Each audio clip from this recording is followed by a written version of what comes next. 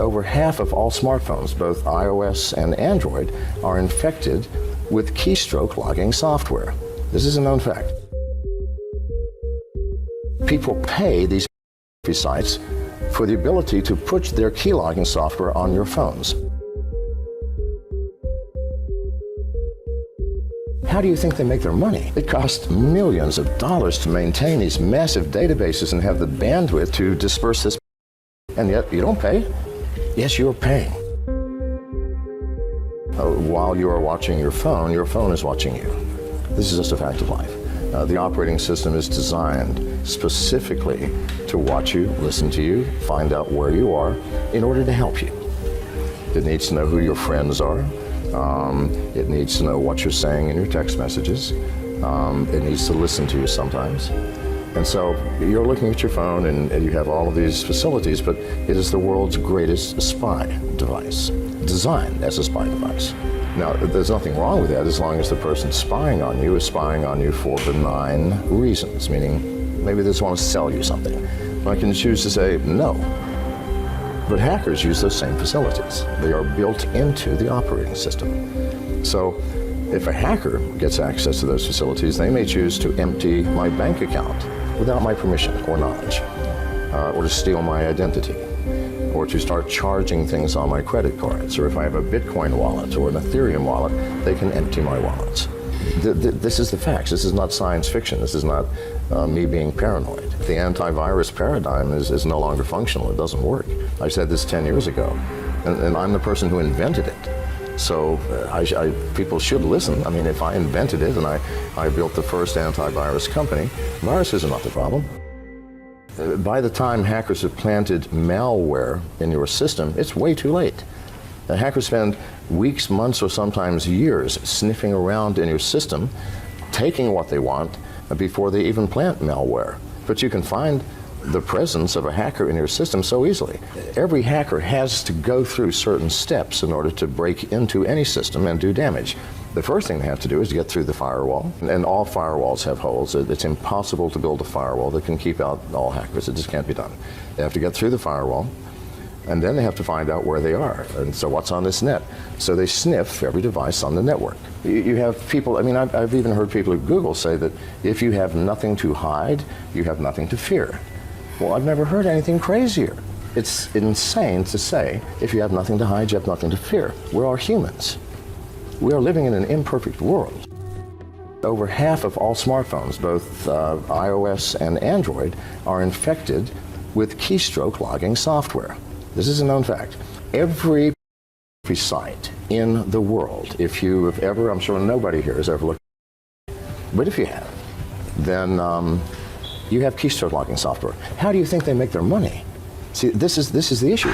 It costs millions of dollars to maintain these massive databases and have the bandwidth to disperse this, and yet you don't pay? Yes, you're paying. The instant you visit the site, if you have an Android, for example, the site runs a JavaScript which sets the download unauthorized application flag. The very first video that you watch, you now, because that's a click-through, you clicked, you did something. You said, yes, oh, good, that's yes, I'll do that. Downloads, first and foremost, a remote rooting function. If it's an iPhone, a remote jailbreaking program. All can be remotely rooted now. After it's rooted, they download a keylogger, and all this takes just a matter of seconds. And from that point on, somebody is watching every single one of your keystrokes. Now, people pay these sites for the ability to push their keylogging software on your phones. Why? Well, maybe they're a Bitcoin aficionado, and they're going to see, do you have a Bitcoin wallet like Mycelium or what have you? Yes. Well, they're just going to hang around until you access it and input your keys or your passwords, and the next day, your wallet's going to be empty. Or maybe you do online banking, all right? You have a password, you have an application. The very first time you've logged into your bank to check your balance or do anything, they go, thank you very much. And the next day, your bank balance will disappear. Now, why has this not happened to you already? Because hackers are not stupid. In order to take something, they have to download additional software. If they only take 400 or 500 people's bank accounts in one day, Then the next day, the white hat hackers are going to say, this is how they did it.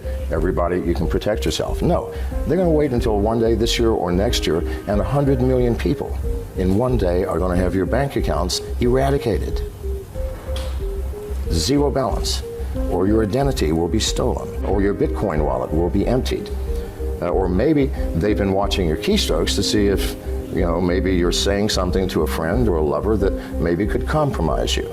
Maybe they can blackmail you.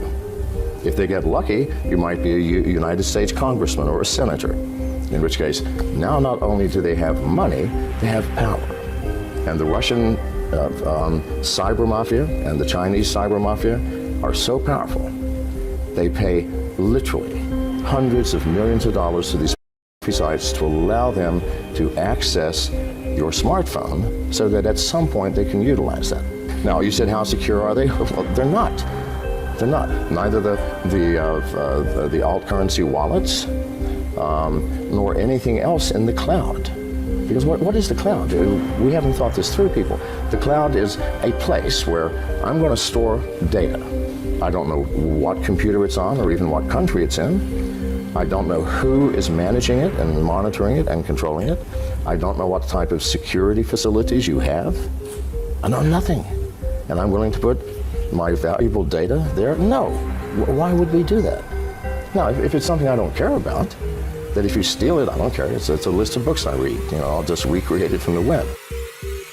But if it's something that matters, it's like saying, we've all agreed now we have secrets, yes? Why don't you let me keep your secrets? Why should you be burdened with having to keep your secrets? I mean, you've got too many stories to tell. Why don't you give it to me and let me manage it for you?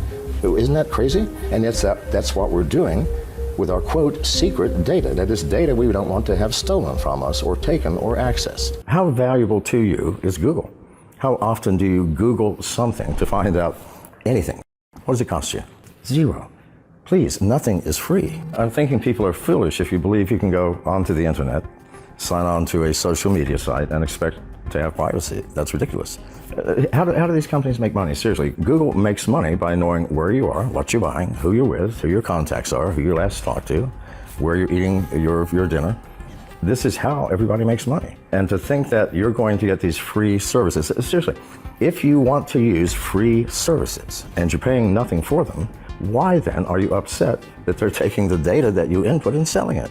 I mean, to expect privacy in this world where hackers can see anything, the government can see anything, that our telephones, our smartphones are designed to spy on us. They have application interfaces that let them access your location, your contacts, who you're calling, what you're buying.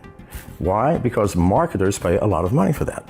Once you log onto the internet, your privacy is gone. So you have a choice. Keep your privacy or go, okay, well, I'm going to be very careful about what I input. People ask me for my phone number, I just don't give it to them. Certain information you do not get. And if I cannot get onto your site, then I'll go somewhere else. Why do we accept smartphones that have the capacity to find my location, turn on my camera, turn on my microphone, look at my contacts, see who I last called, find out what I'm buying on Amazon or what have you? Why do we accept that? Because this makes our life easy. I expect everything that I put into the internet to be taken away. If you put it on the internet, someone's going to get it. It's a fact of life. There's no way to prevent it. So what you put into it, you better expect the world to know. So, I don't know, I use disinformation. For example, I bought a house, a new place in a foreign country, and I said it was in Dominica. Put photographs in. Well, no, I've never been to Dominica, and I do not have a house there. However, those people who are trying to find me or looking for me, I mean, you have to figure it out yourself. Protect yourself by any means possible. Disinformation, no information, limited information. But whatever you put into the internet, it's gone, man. People are going to be looking at it and reading it and watching you. Would any government allow Google, Facebook, Twitter, that has massive amounts of information on everybody, not just in America, but in the world? Do you think they would allow that just to freely go on its way? Of course not. Please, the Lord. This is how governments work. You think I'm paranoid? Governments are paranoid. They're all terrified of losing power. 2.5 years ago, someone took 21 million records from the United States First Office of Personnel Management. That means everybody with top secret clearances, everybody who has ever worked for the U.S. government for the past 50 years. Good God Almighty. Do you realize what a major coup that would have been? an active espionage of the scale of which has never been attempted. And it's, some random person in Russia or China probably wandered in and just took it. It's so easy to do. A cyber be a very inexpensive. I mean, Korea has 2,100 hackers. It's a group of government hackers with the capacity to literally take down any country in the world, including the US, by any number of ways, hacking into our power grid, shunting the electricity in such a way that all of our transformers burn out across America. Now, we have no electricity. How do you repair it? I don't know. All of our repair tools are electrically operated. Everything goes south. We don't have any electricity to run the plants to create the food and can them and ship them so that we can eat. We don't have the electricity to create fuel from raw oil. We have nothing to run our cars on. We have no lights. We have no heat. Hospitals are down. We have no emergency services. Think about it. Now, there's no nuclear ever achieve that. There would always be pockets of we would still have something. But no, if hackers really wanted to attack America, a couple of thousand could bring us down financially. Why don't they? We probably have the ability to do the same thing to them. But no, this is, we have let things get out of control, and we've done it because we are lazy.